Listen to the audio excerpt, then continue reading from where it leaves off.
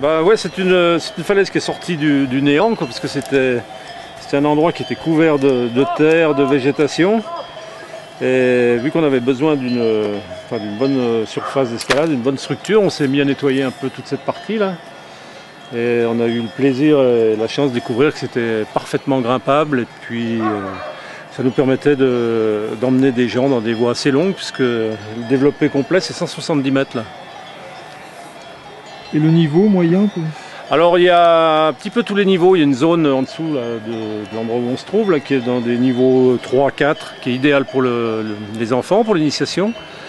Au-dessus de nous à gauche, là, on a une zone aussi pour faire des longueurs, mais en initiation, avec des relais bien équipés. Et puis autrement, on a des grandes voies de 170 mètres, dans des niveaux entre le 5 et le 6A, 6A+. Hein, cette petite fissure en 5 qui est sympa. Après on tire tout droit, on vient sur la grande fissure et puis on reviendra là sur la grande vire là-dessus. D'accord. Donc de là on va tirer à droite. Voilà, on tire un peu à droite, tranquille. On reviendra complètement à gauche puis on fera la petite arête qui est au-dessus de nous là. Hein? D'accord. Bon bah tu peux me reprendre. Avec des longueurs de combien de mètres? Alors c'est tout équipé à 25 mètres pour pouvoir venir avec une corde pas trop longue, ça c'est pour les guides, mais bon l'idéal est quand même de venir avec des cordes standards, c'est-à-dire 2 x 45 au minimum, quoi. Et sinon, vous avez mis combien de temps alors, à nettoyer cette falaise? Alors là, ça nous a pris entre 3 et 4 ans. Et la commune nous a largement aidés. D'ailleurs, ils continuent à nous aider pour les équipements, pour remettre en état.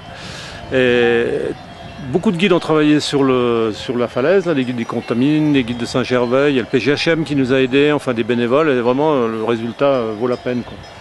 Là, aujourd'hui, on a l'armée anglaise, par exemple, qui est là, qui s'entraîne, qui fait du secours. Et sinon, donc l'été, c'est une falaise qui est beaucoup pratiquée. Hein.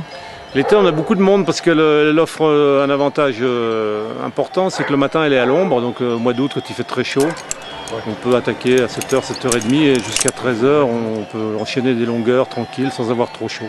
Alors pour l'anecdote, chez Bousquetonne, les spits historiques, c'est les premiers qu'on a mis là.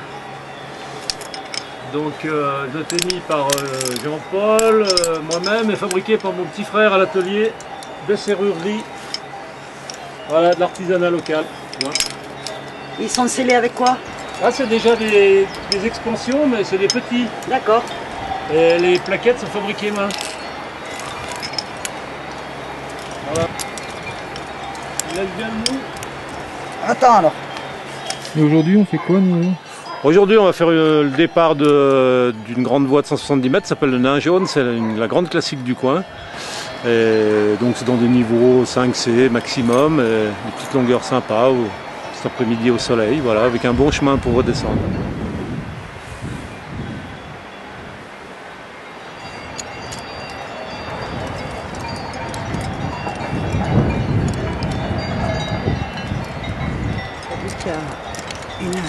C'est qui? Il y a une plaquette qui bouge. Ah ouais, La deuxième. La selle vraiment dans le bombé, juste au-dessus. D'accord. Ça vient de... Bah, on a déjà Regarde, bien. Ça sent les gouttes, mais...